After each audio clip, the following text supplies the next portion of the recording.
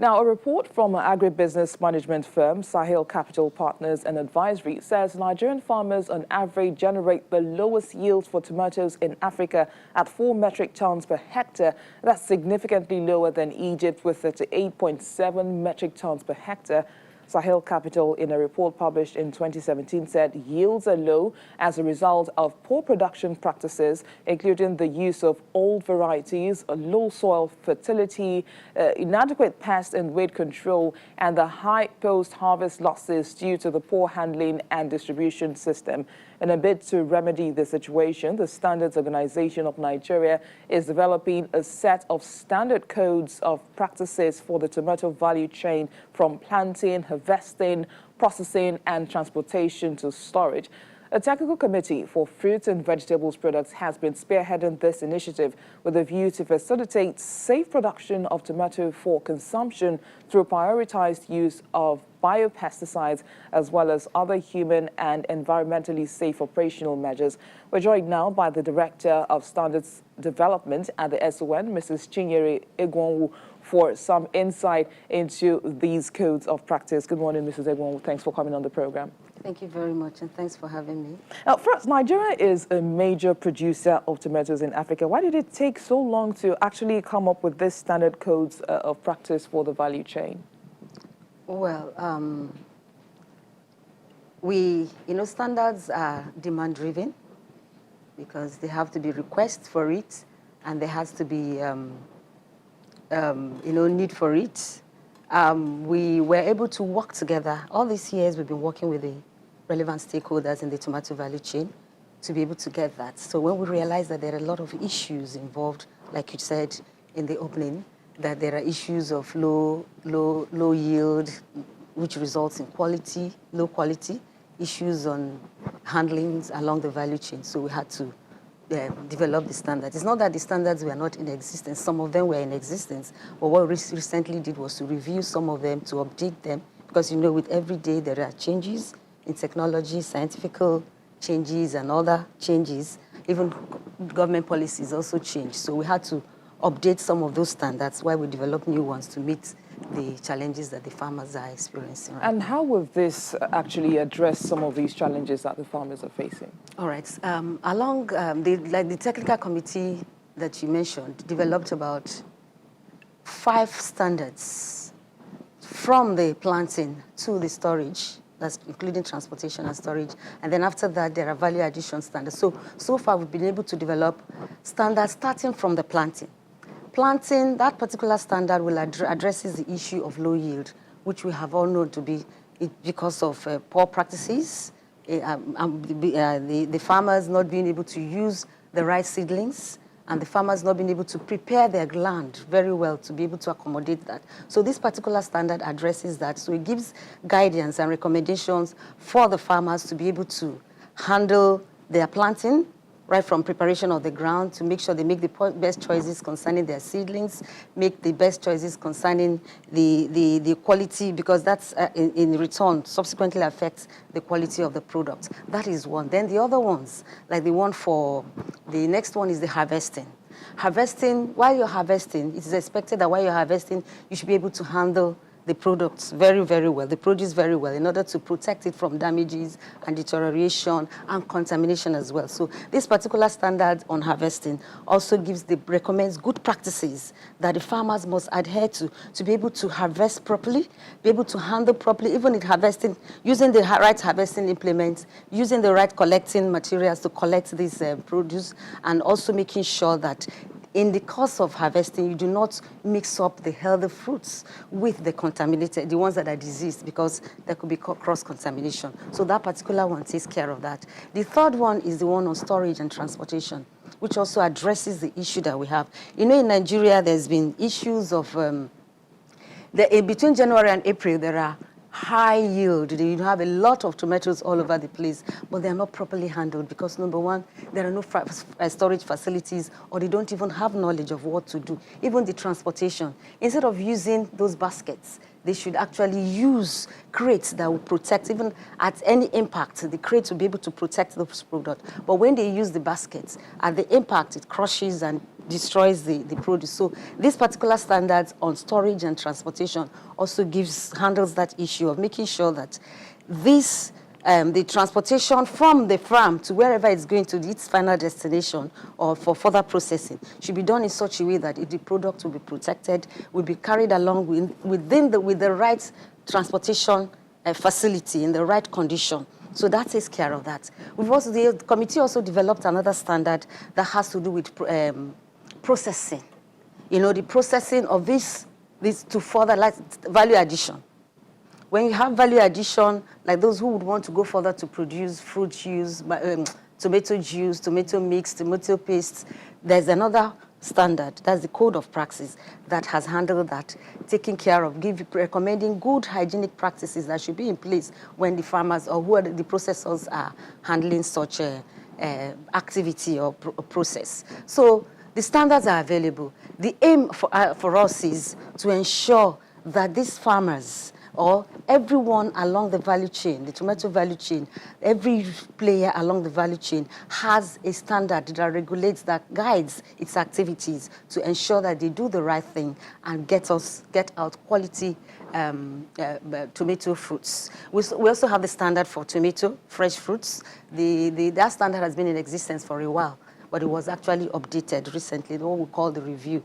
By our act, we are expected to review our standards after 5 years. So you have to take another look at the standard to see whether it's actually very relevant with the current situation. So that was what was done and was updated. In the updating actually included, in order to make the standard more simple for understanding by the farmers, having the knowledge that most of the farmers are small-scale farm holders. And so we included pictorials that will guide them on the quality, what should they expect when their the tomato fruits are maturing, and how to start harvesting, and the other quality requirements, like there is also classification and grading. That's what we updated the old standards too. So in reviewing these standards and developing new ones, do you actually work with these farmers? Because earlier on you talked about the issue of transportation and storage and all. So do you actually work with them when you're reviewing these standards? Yeah, we work with every stakeholder that is involved in the value chain, the farmers, even actually the Farmers Association, even the smallholders, they were all part of it. Those who are, even the large farmers, we work with them, the stakeholders. We also work with even those that are involved in the transportation to tell them exactly what. So standards are actually developed by stakeholders, not SON. SON coordinates the activities of the standards development. And so we make sure that every stakeholder is engaged, because at the end of the day, they are the ones that are going to implement the standard. So we involve the farmers, we involved the research institutes, we involved the universities, we involved even the consumer organizations and the large, those who go further to add value to it. Now, let's talk about the tomato value chain now. Of what significance is it, into the well-being of the citizens? Well, for now, with the standards, with adherence to this standard, the main objective of this development of this standard is to ensure that the farmers and everyone who is a player in the value chain does the right thing. Once that is done, you have high-yielding tomatoes, you have quality tomatoes, you have availability of these tomatoes, even when it is not the season, the high season, because it would have been properly stored, transported, and all that. And so the farmers will benefit from their hard work along the years if they implement what is specified in these codes. And also that would also impact positively on us, Nigeria, our economy. Remember, the present government is working so hard to ensure the diversification of our economy from the oil to non-oil, and agriculture is one of the focus of the government. And so with so doing, it will also increase the availability of our products, improve the quality of our products, improve the availability for even for international trade, really, and so thereby empowering the farmers That's the most important thing. Ensuring that the consumers have the right products, ensuring that even those who are involved in it also have benefit from the activity. You just talked about consumers having the right products, and one of the things the consumer will be interested in is the right pricing. So is this in any way going to affect tomato pricing? Well, I am not in the pricing agency, but what I would say is it would really not, because if farmers do what they're supposed to do, and we have them available, even when it is not even the high season, because they've been properly handled and stored, it will always be available. The pricing would not really be affected. You should also note that the standard I told you about talked about classification and grading. So depends. The price is dependent on what you want, what we can afford to get. And what will be the implications of these codes for imported tomato products and those that are locally produced? Well, for us, for the aim, and that's what we intend to achieve, is that if the standards since the standards are available and the stakeholders are adhering to it, number one, we wouldn't have need, because when there is low season, people want to go to all the imported ones. But with better storage and better handling, it's available at all seasons, at all times. And so we will not go for it. Secondly, value addition, the standards that we have developed for those value addition, like if you want to add value to the tomato fruits, would also enable increase in the production, local further processing of the tomato, thereby making those things that we would want to get from outside within us. And so it would reduce the taste for it, and then we would look inwards, and our own farmers and processors will benefit from that as well. So what you're saying in essence is that the importation of tomato concentrates will soon be a thing of the past? Oh yeah, that is our aim, and that is what we aim to achieve, and I'm sure you that we will definitely get there.